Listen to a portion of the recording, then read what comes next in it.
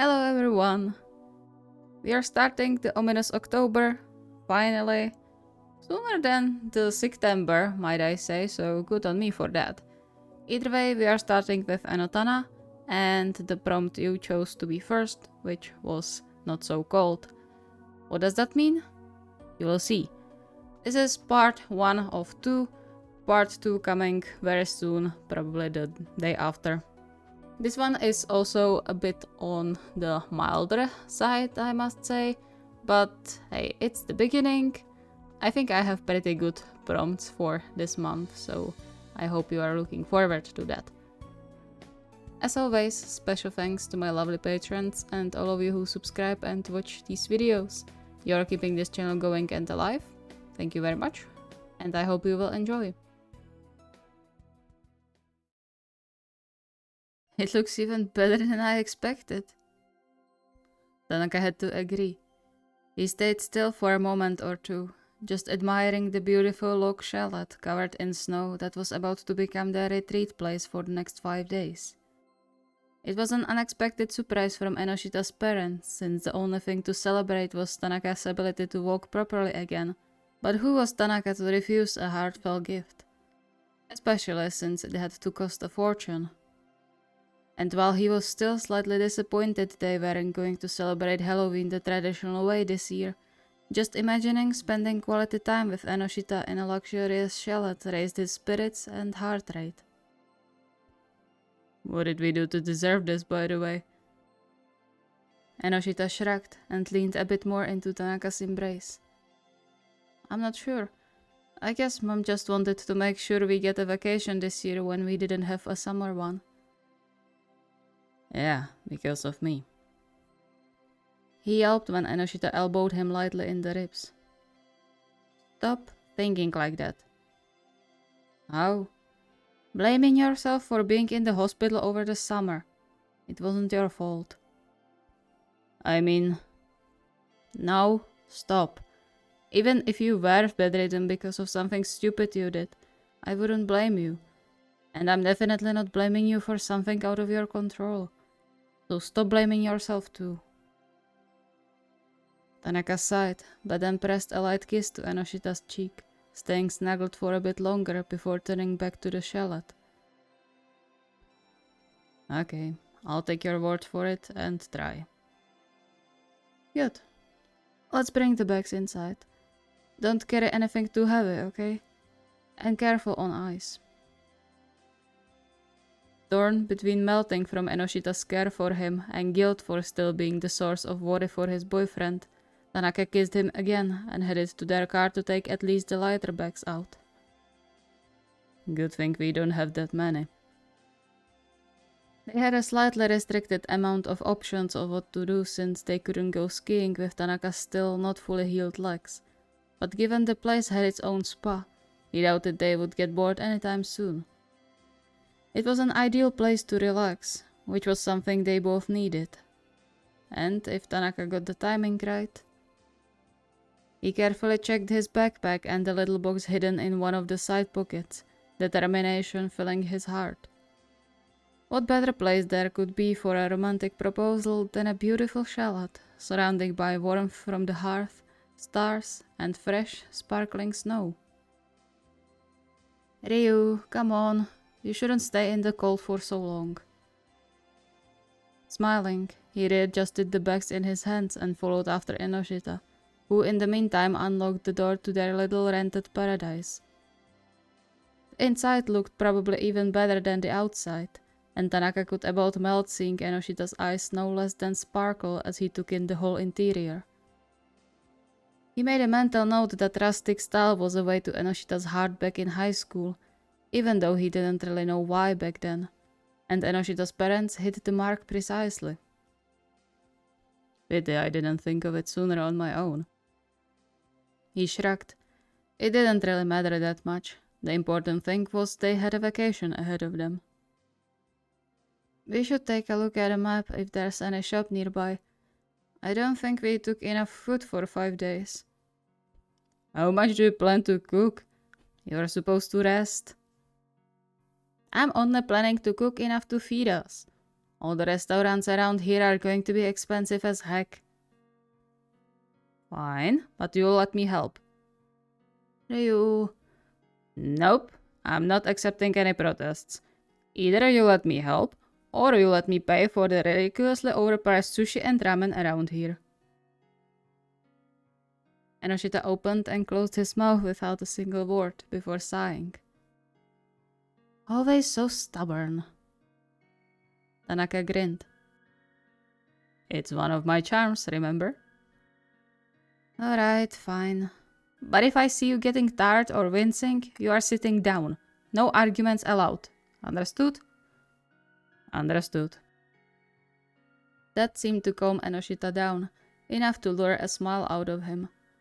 Tanaka mentally tapped himself on the back, glad he didn't have to witness their supposed to be relaxing vacation being tainted with disagreements from the very beginning. Slowly but surely, they carried everything inside, and then there was nothing standing between them and exploring their temporary home. Tanaka barely contained the excited squeal making its way out of his mouth when he saw the bedroom and the giant bed, as well as the hot tub and sauna on the patio. A brief thought of popping the question in the hot tub flashed through his mind, but that would be too stupid even for him. And besides, Enoshita deserved the best proposal possible.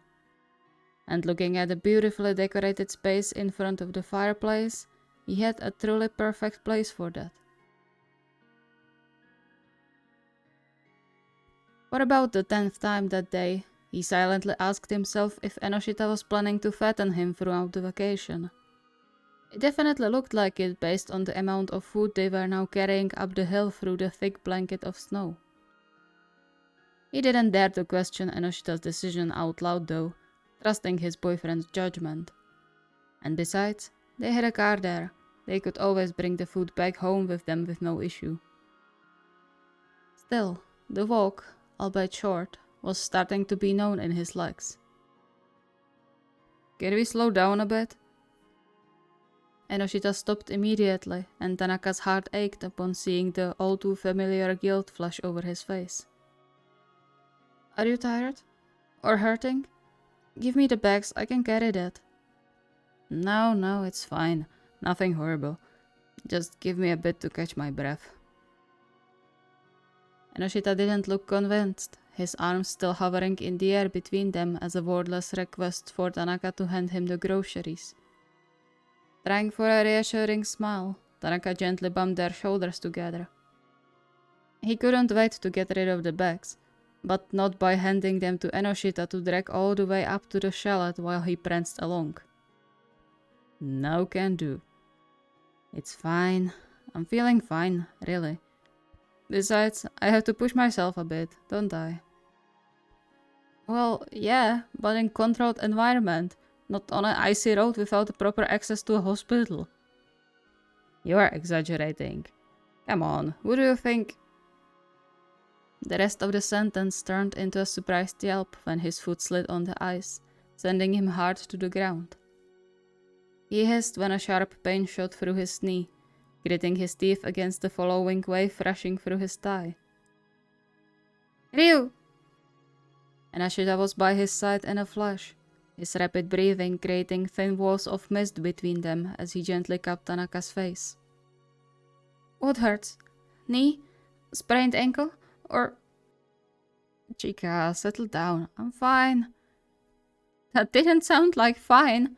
You're hurting, I know you are. Can you get up? I'm sorry, I shouldn't have let you carry all that.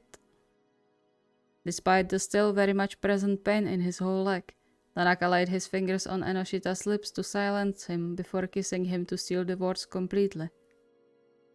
Stop rambling, okay? It wasn't your fault. I just slipped, that's all.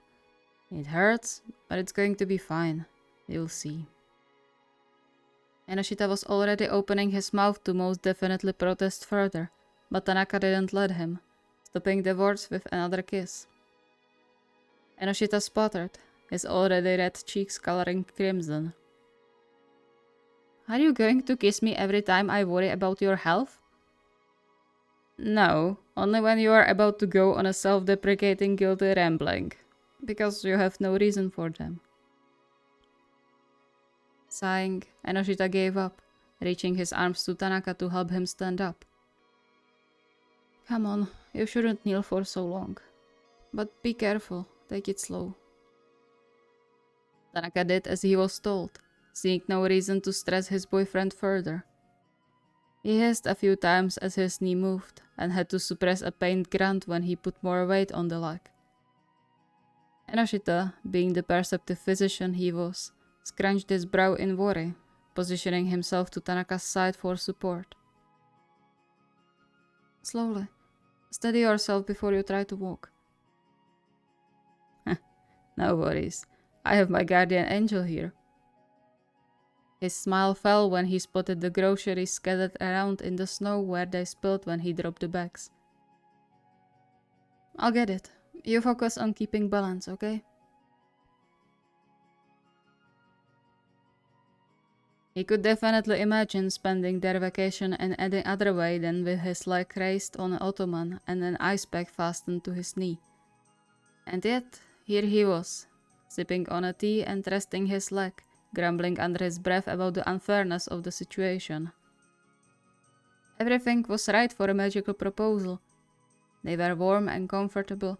The fire in the hearth was happily cracking, providing a beautiful lighting. The snow falling softly behind the windows took care of the ambience. And all of that was going to waste because of one stupid patch of ice. How was he supposed to propose when Enoshita forbade him from kneeling down for the time being on top of that? And the boredom wasn't helping either.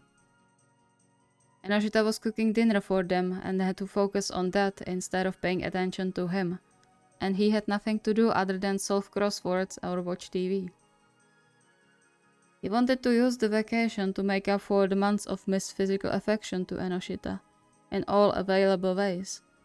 But of course, the universe had to ruin it for him. This just isn't fair. None of this. You'll get premature wrinkles if you keep frowning like that. Tanaka softened his expression, not as much because he was worried about having wrinkles, but because of the deliciously smelling braised pork Enoshita put in front of him. How am I not supposed to frown when I promised I would help you, and yet I'm sitting here with my legs up doing nothing? Enoshita settled next to him with his own bowl, snuggling to his side when Tanaka pulled him closer.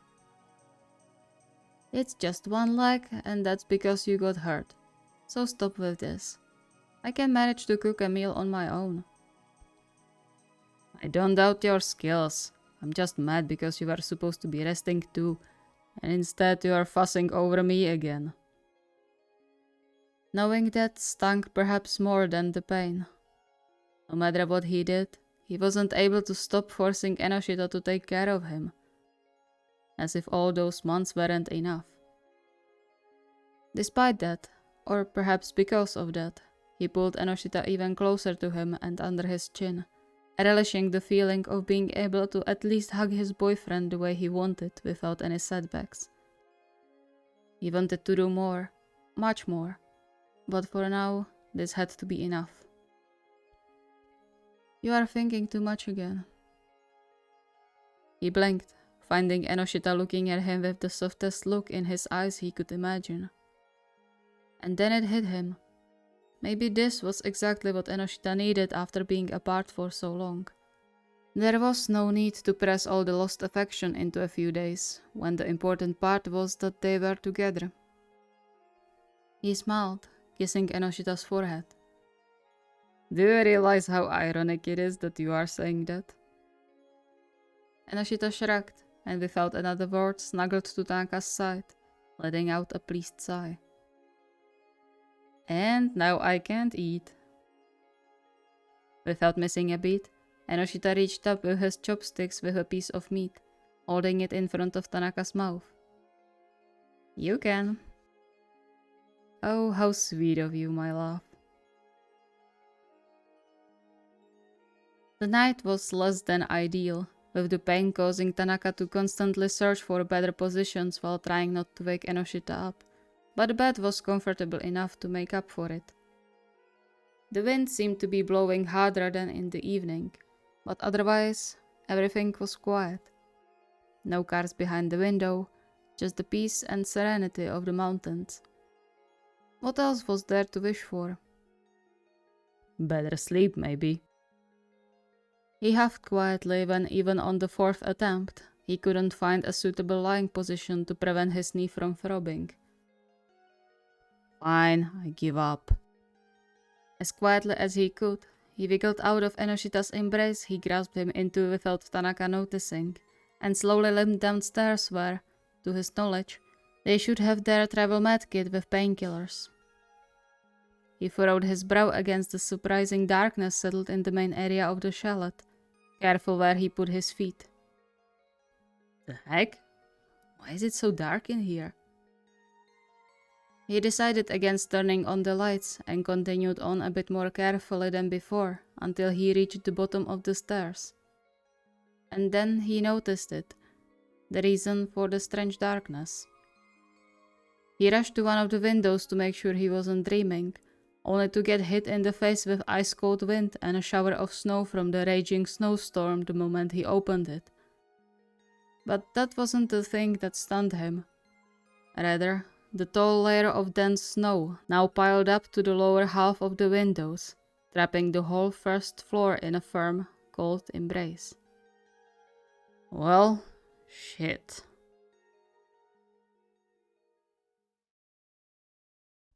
Thank you so much for watching. I hope you enjoyed part 1 of this. It got a bit longer than I expected it to be, hence the 2 parts. I'm not sure how the other parts of October are going to look like, because I have outlines and they give the opportunity for the stories to be pretty lengthy. So we will see, or I will see, depends on how the words will be flowing. As I said, this one is a bit on the milder side for the beginning, but I think I have pretty interesting prompts prepared. In case you are wondering what you can be looking forward to, we have kidnapping, repressed memories, gunplay, big quotation marks on the play there, and stuff like that. So I think there's a lot to look forward to. If you have any requests or ideas, the request form is linked in the video description. See you next time.